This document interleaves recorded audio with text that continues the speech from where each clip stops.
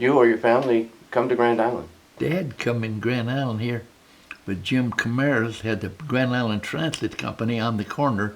One bus went to the Soldier and Sailors Home, one went up to St. Francis Hospital, West Charles, dime a ride or nickel. And Jim was from the same Jorrillo, the same village my dad was. So Jim was in Chicago that summer with his Pete and George.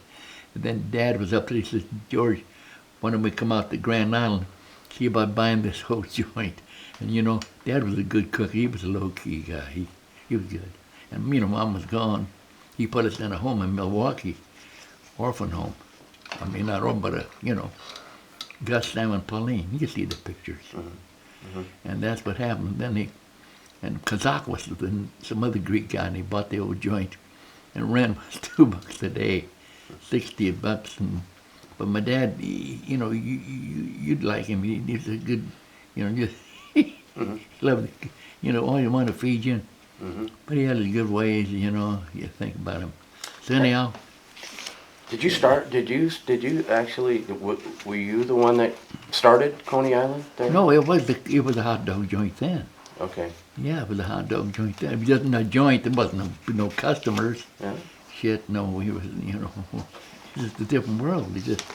But the insides kind of stayed the same, I noticed. I mean, it's still kept. Yeah, them well, booths very were well the kept. same them old booths are still the same old wooden booths. Yeah, yeah, And that absolutely. counter, about the same old counter, and the back bar. Right. I've got to get I my. bought that back bar at the West Winds Restaurant out in the West Highway 30, back in the shit, I don't know, for $50. Mm. The back bar, and it still works. It's moving. We put on the new front, and after we bought the building in '46. Yeah, when they came in one night, Kels come in, where's your dad? I said, where's my dad? But he wanted, when we got the building sold, I said, wait a minute. You know, we was open till 12 o'clock, what the hell for, I don't know, but then Dad was home.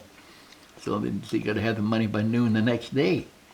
So Dad went to the building alone, got the money. He kind of kept money, so we bought it. And then in the next couple of years, Frank McNick, the architect, who designed the high school, he was quite a dapper Dan guy. He was building across the street, and he drew the plans up for the front of the Coney. Frank McNutt. He was quite a dude, sharp, well-dressed. Yeah, he was fooling with his secretary, Betty. And he had a wife, but he was a pretty sharp individual. When was the first time you say heard of David Kaufmann?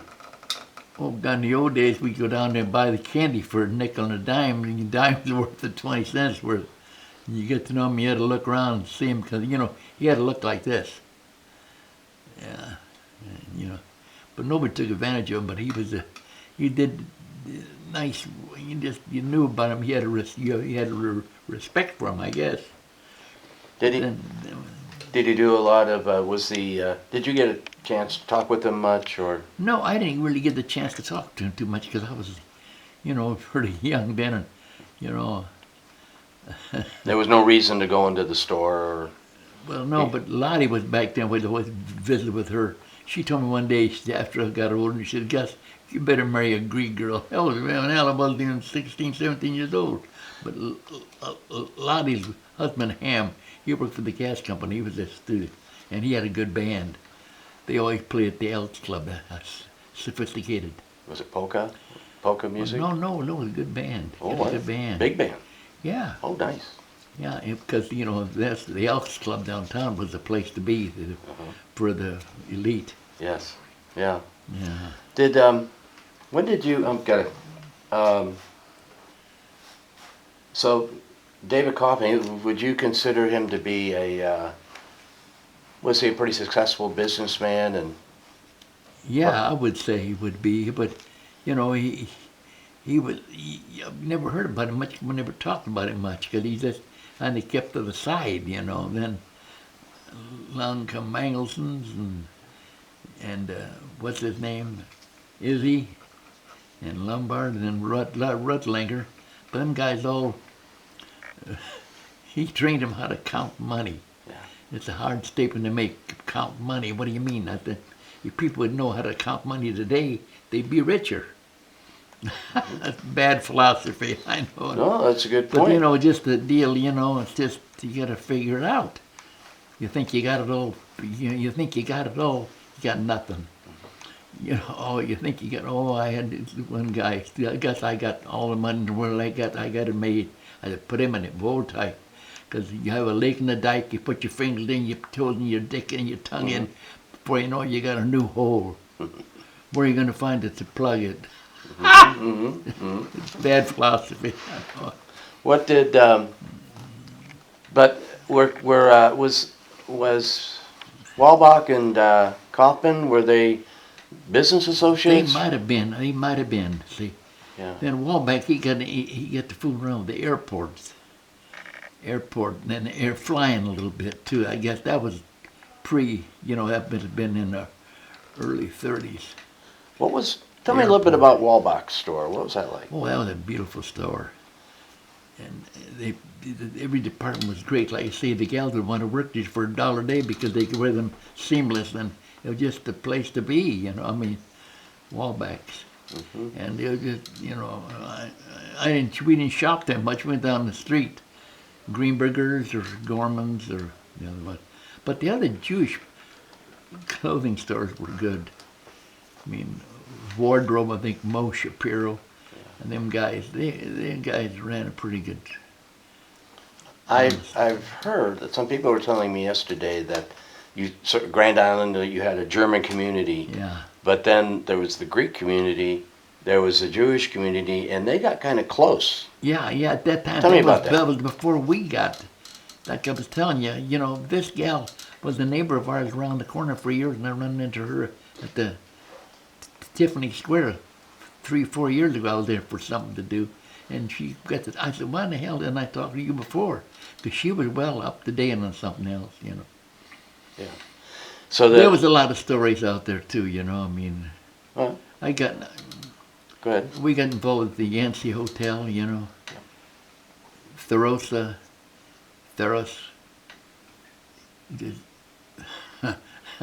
You got involved with this school teacher come out. This is entirely different, about wanting to find out about her dad, who her real dad was, and a little gal, nice lady from Colorado. She grew up with the other kid better lately. And we had to find out about Therosa. Anyhow, George and Jim Theros lived in Indianola, Nebraska. And George would show up once or twice a year, and Jim come to church, Orthodox way, And anyhow, Gene was my age, our age, and then the other guy, the brother, Lee, and the other one was the gal, a good-looking gal. But anyhow, Lee ended up being a submarine commander with an atomic deal. Anyhow, when she come to town and wanted to find out, well, then we went historically had called to California, a couple of friends. Then we put a tab and we found out that, she was a nice lady. But and her brother, Bob, he lived in Lincoln, but he got so rich that he was with the islands. He didn't even want to show up. But anyhow, had the 3 kids, and then she finally found out and got to see her mother on California. And her mother said I couldn't take care of you. There were 2 of them. And, so they ended up, quite a story there. Yeah, because the whole school out there was following that picture. That was a lot of, that was a different deal. How did back when there was the pretty strong Greek community and pretty strong, do you know of some things where you kind of joined together to organize things or? I don't know, the Jews and the Greeks got along pretty good, but that was before we really got started, because the church wasn't built until 1937, and now we sold that 12 years ago. Yeah. And we had our big audience was from Kearney and Hastings and Grand Island, so with us we had a lot of driving people, and The one guy, Carney, Pete Peterson, Blackstone Group, billionaire, yeah, he was a smart guy, big guy, nice guy. What, they said that when David Kaufmann came to Grand Island in 1906, I think it was. Oh, he came early, yeah. Yeah, he came in 1906, and when he got to Grand Island, because Mr. Walbach had, urged him to come, and when he got here, it wasn't at all what Mr. Walbach had said it was, Oh. So he was kind of disappointed, and he wrote to his brother in Germany and said, hey, if you could find a job for me back in Germany, I would really appreciate it. I'm ready to come back home. And by the time the brother got back to him in a letter, David Kaufmann had fallen in love with Grand Island and the people around Grand Island. Yeah. So talk to me a little bit about why that would be. Why, whatever transpired, if it was months, I don't know. But tell me a little bit about the people of Grand Island. Well, it seemed like watching people, the Europeans, they like family groups eating together. Italians, the Greeks, the Germans, the Czechs, they have a different style, the ways. That was the ways. Learned from the old folks, table manners, how to eat, and sit around. And no television, no radio, just Glendy, the best. And it just something grew on us too. My dad was a pretty good cook too. Mm-hmm. And my wife got to be excellent. Mm-hmm.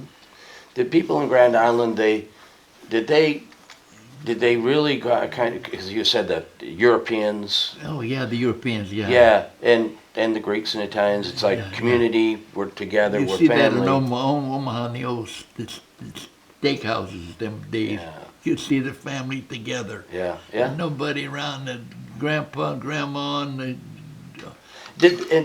But in Grand Island itself, back in those days, did they really extend that family image or whatever to other families of different groups? Say, the Greeks, I've heard the Greeks and the Jews got together. Well, they might have, but they didn't. I don't know how they extended it. How would they have extended it?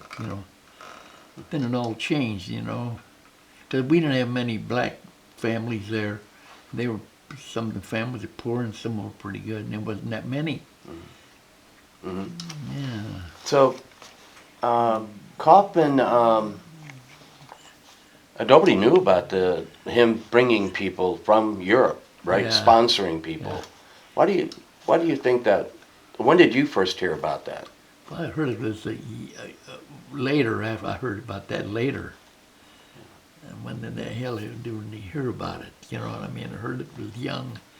Why do you think he kept it quiet? Actually, if you could incorporate, I didn't hear about Kaufmann's exploits. I need a complete statement. Yeah. So nobody's going to hear my questions. So it'd be helpful to say, David Kaufmann. I didn't hear anything about David Kaufmann sponsoring people from Europe, or you just answer the question and within your answer would be helpful. Yeah. So as far as the sponsoring. Sponsoring. Yeah, him bringing over European Jews. Yeah, this is a German community, and I don't know. He did a lot of things that you never heard about or read about. I think he one time had helped the Salvation Army because they never had nothing, and we fed them for years until they finally got a place of church up on Sycamore. Then they finally got a downtown place that burned out, a clothing store. Then they finally, these friends of my dad's, Grimminger, ended up, he was a drunk, Earl, and Harry was his brother. He's a lawyer, and he had kids. Earl and Myrtle didn't have no kids, but Earl and my dad got along good. My dad didn't drink, but he always liked my dad for company. Then he started banking in David City and around here. He was a, guy, and my dad just, but anyhow, he got to be an entrepreneur, and he ended up That's how we got into the stock market. Earl did that. Anyhow, he ends dying. She gives about 600,000 to the Salvation Army. They finally bought that building out there over here, where it's at on East Third. What was and it? then you know what? They remodeled it just about 5 years ago with some of the still of that. You know what I mean? It's crazy, Yeah. and yet we didn't. You know, we weren't involved. We didn't know about that Yeah. money. What the hell it was? What was it? You know, if you had to describe the people of Grand Island in a couple sentences, what kind of community was it back in those days? What type? Oh, type is just a different community. You know what I mean? Hard to describe it. You know, actually, this community is more of the laid-back, old-fashioned way here, out here, than Grand Island. Well, you know, Grand Island, you know, you had to guide them. We get on the telephone and call up an agency for a friend that, where a person didn't know where to go. We did all that stuff. Fed them, you know, give them a hot dog or a chili and keep them going. Hope for the best, you know. Then people come back after all them years and they can bring up stories and tell them, and I don't know, not that we look forward to that, thank you, just, you know, that's history. I get the impression it was a very friendly. Yeah, Tell me a little bit about that. well, it was friendly, yeah, just a lot of ways. Depends who the barber shop was at and where you went, Brownie the barber. And yeah, But good people. yeah, you get to know everybody, you know, and it's a hell of a deal, you know, description, females, the cat houses east of us there, L&M rooms, Lorraine and Mort. And I got to know them, we got to know them pretty good. Yeah, it seems like today. And then they had the clean room right next door, see it upstairs on the chicken coop there, if you ever see that building. They had them rooms, you know. And the story was, down below was Bob Hyatt had a donut shop down there, and they work it all night. So you'd run into one of the girls working there. Well, how many times did that toilet flush? They tell you. We laugh. Jokes. Douche time, you know. Yeah, I think Michelle was talking about she was part of somebody wanted to do some type of work on the prostitution stuff that was going on there. Oh yeah. It all changed. Yeah. Did you hear of how many families David Kaufmann brought over? No, I never got involved there. Yeah. No, just got to know about these guys that are all there. And I don't know, maybe he hired more people too that I don't know about, that I didn't follow, just them four. That's all I. Yeah. Did you know anybody that actually worked at Kaufmann's? You mentioned Mangelson's earlier. Yeah. Well, then I tell you, one of the gals that owned the building of ours was Mrs. Bell, and she ran the lunch counter.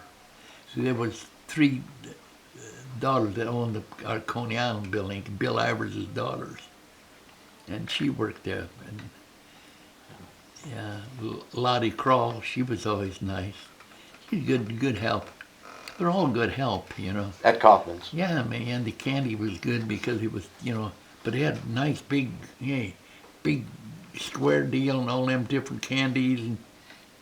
And God, sometimes you try to beat them out of it, you know. What the hell's going? Yeah, crazy kids, you know. Yeah, we did a lot of things. Yeah, but they were good. Yeah. Then Heston's moved to town. And the clothing stores, a few of them Jewish guys come to town. It made a big difference too, you know. What way? I forget the name of them. Well, anyhow, Mo Shapiro ended up, he was a Vogue, and I don't know how he got there. Some relationship there. Yeah. He ended up being the president of the bank too. There wasn't, I get the impression that there wasn't a lot of, say, we have a lot of division, sadly, in our country now, you Yeah. know. And But I get the impression there wasn't a lot of division. If you were Greek, wonderful. If you were, it if didn't you were matter. Jewish, Yeah, great. yeah, that's right. Tell me something about that. It's just that way, that love we got at the Plowdutch Club. You go in there and they didn't care. They didn't care. Just good to see you, man. It's just like here. If somebody comes in, that's all. You don't ask questions. Yeah. Just show that nature. Mm-hmm.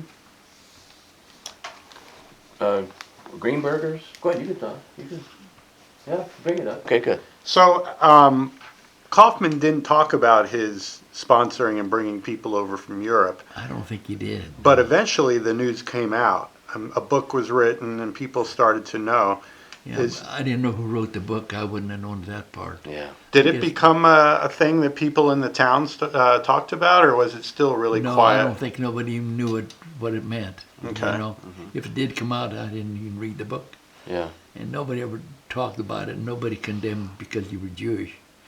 You know. And there was a guy on 4th Street too. There was a Jewish guy, Braverman.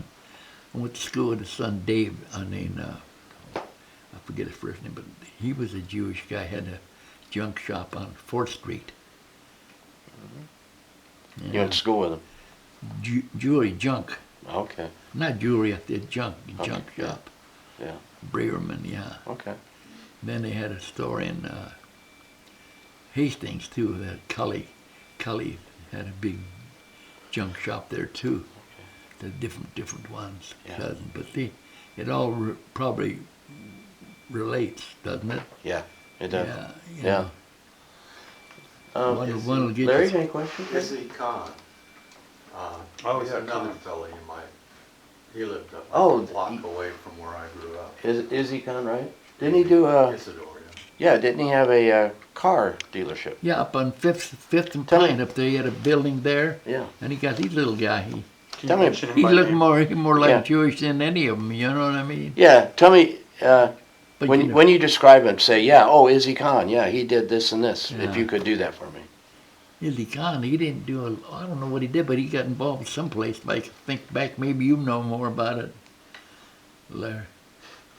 Got a car dealership. Yeah, look at him. Yeah, but just a used car lot. I mean, a used car building there. Probably that building's still there up on Fifth and Sixth and Pine, maybe. What was he like, Izzy Khan? Oh, just a nice guy, just easy going guy. You know what I mean? You look about like a Greek guy, you know. In church, you meet people, just regular guy. And then Dorothy, I thought his wife, was that his name? What his daughter's name? She was a good-looking little gal, but nobody probably could date her. But she looked pretty good, didn't she? Yeah, So then he ended up he owned some houses around there too. Then I guess somebody was taking care of them. Then he moved to Omaha. He wanted to be near the synagogue. Oh. That's what he did. Mhm. Who else wanted to move down there because Yeah. that was an Orphan Greek, yeah. He wanted to be closer to the Jewish church. Yeah. Synagogue, right? Yeah, right. I think Izzy did. He did move down there, didn't he? Yeah, I think he I did. don't know about the other Jewish family that moved down. Well, I know Dorothy now is living in Colorado. Yeah. And we may be talking to her Oh, yeah. coming up in a couple months. Boy, you guys are really out scanning, ain't you? Gotta do a lot of research when you start. Yeah, these yeah, things. you bet your life, yeah. What's the name of Marcel? Marcel Khan? Marcel Khan. Did you know him? Marcel Khan? Marcel and Gunther Khan. They lived in Grand Island. He came over. I think they were like in the 1938 or something. They were like 5 and 8 or something. What would they do? Well, later in life, Gunther Khan created Rogaine, the balding stuff. Yeah, I could use that. But See, I didn't know that. yeah, he's quite a researcher scientist. He went to Creighton, I believe, for schooling. Oh, yeah. But Marcel stayed here, got married, and then in Grand Island, and then moved to Omaha. He lives in Omaha now. Oh, I But he's see. about 92. Nobody ever talked about that ever. I never, Yes, he's about there wasn't no 92. historical in the paper to read or talk about, and you gossip, visit. Yeah. Yeah. I didn't know if you guys maybe had gone to school. Yeah, we had a few Greek people too around in the territory. They got the big George Gostos. George ended up being a psychiatrist down in Houston or someplace, and he was a good-looking guy, and he was the cheerleader at the university. But his dad and mother owned the Acropolis, the fancy restaurant. But they didn't have no money. But George, he liked to chase around a little bit, and he ended up as a top psychiatrist. And Wow. and they called him, although I found out later in life after his historical, his Mary Helen, his sister wrote to give us the obituary. And boy, he was in big time. And then there was a guy by the name of Gus, in Kearney, in Kearney. Right in Grand Island, Duvas. That was Duvas, that would own the Blackstone restaurant in Hastings, Greek. That was the Queen City and the different. But Gus ended up being an eye guy, and he developed a patent for an eye deal, and it worked real good, and he was noted as that. Good. Then, of course, the famous Peterson, multi-million billionaire. We buried his mom in '90. What year did what's his name get to be president? Which one? The guy, Bill Clinton. Oh, 92. Okay, we're over in Kearney, Mm-hmm. and it's the church, the Orthodox Church, Mhm. and got to meet him afterwards. And I told my wife Christina's from Independence, Missouri, Harry Truman's town. He said the first thing he said, Harry Truman was the greatest president we ever had, and he's a Republican. Hey, Uh-huh.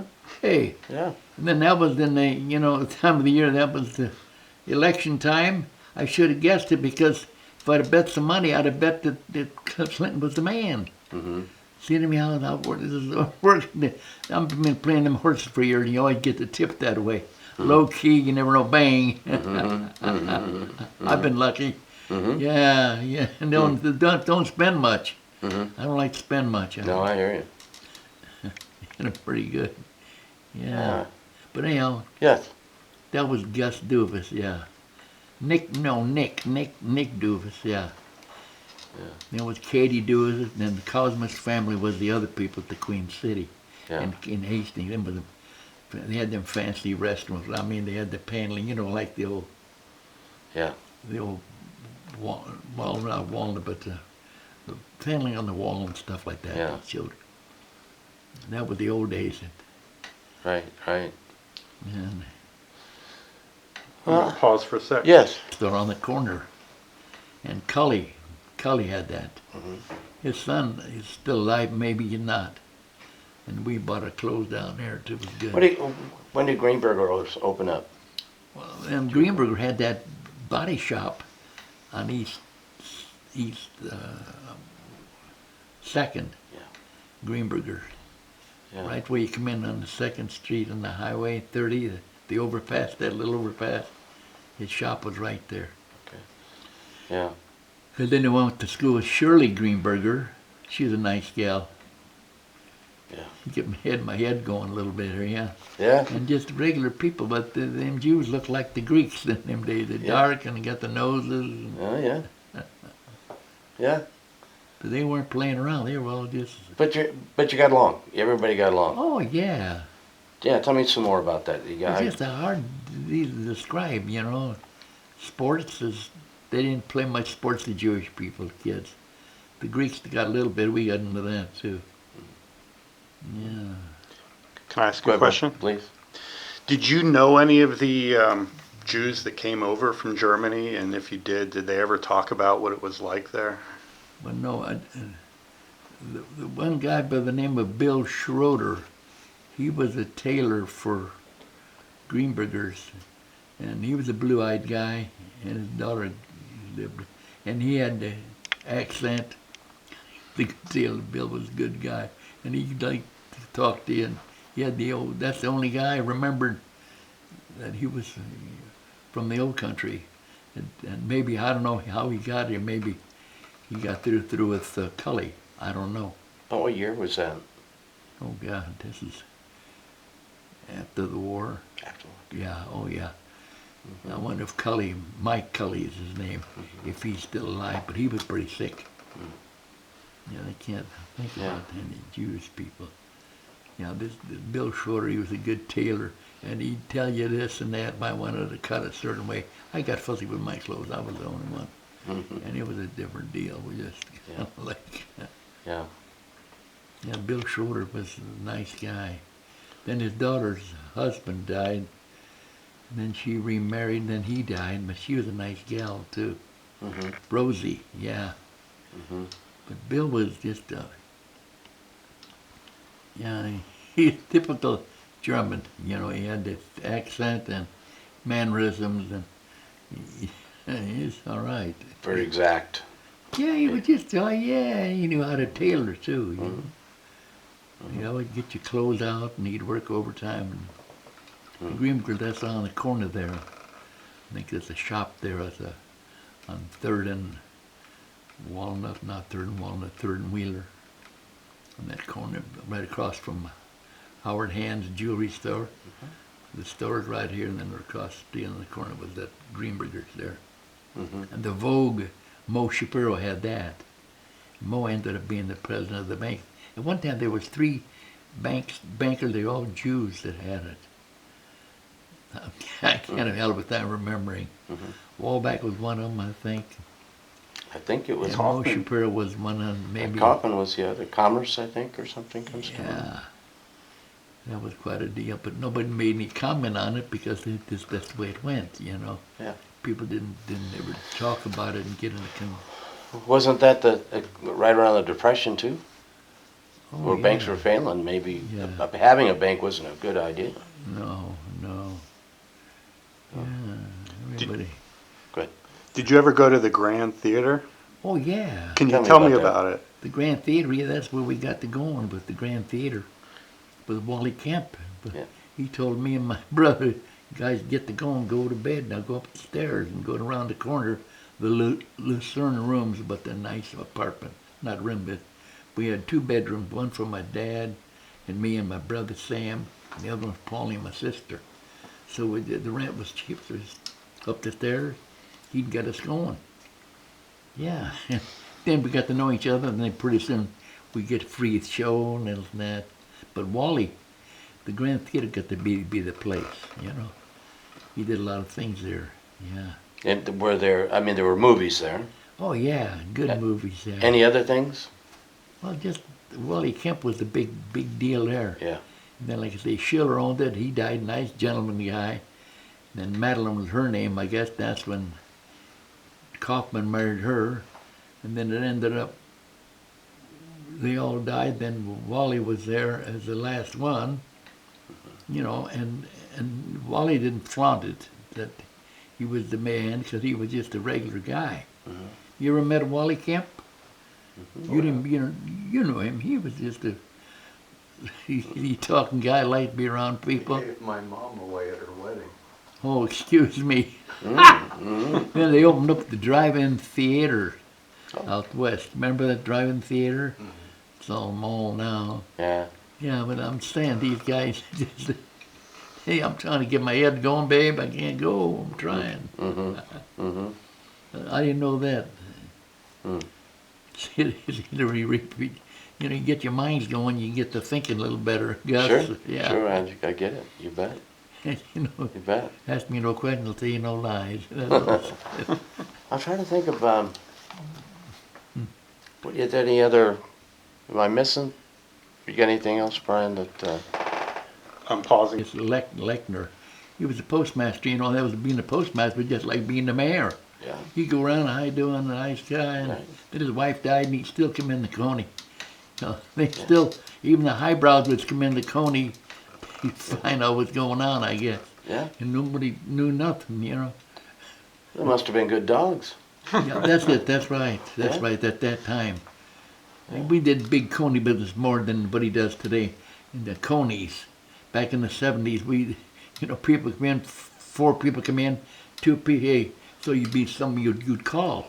You call, you mean 8 on 4, 2 without, and then you want 2 people come in and meet no onions.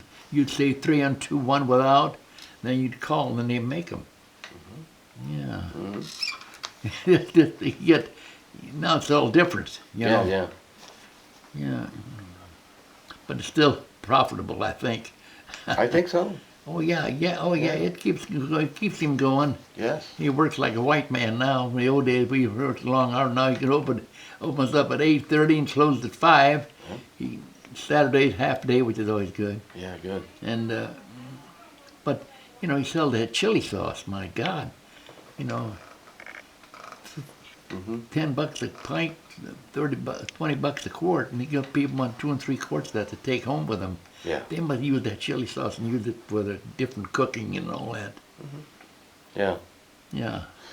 I like to scramble. What I used to do is get the butter and put it in that pan and saute the butter a little bit, and then beat your eggs up, Sure. Yeah. Yeah. And then scramble them, lay them soft. And then you go up to the front to get them chili sauce, the meat sauce, and put that right on the side. Mm-hmm. Yeah. It's good stuff. Hey, Sounds good. well, yeah. You're making me hungry. No, it's good stuff, but the idea is you don't have to have a lot of jelly and all that stuff, toast and all that. You don't want to take a taste away from that. There's nothing like scrambled eggs and butter. Ah! Nobody does it that way anymore. Here it's all imitation. I tell them I I know. don't like it. Yeah, I know it. And the toast the same way. They put it all over. If you have mac and cheese, it's the same crap. But I can't change it the way it is. So I know. It's all imitation. well, everybody wants to know how you make it in life, just Yeah. by take time out and do what you want to do, but eat that butter once in a while. But hard to, I love butter. yeah. Yeah. Uh-oh. Well, I think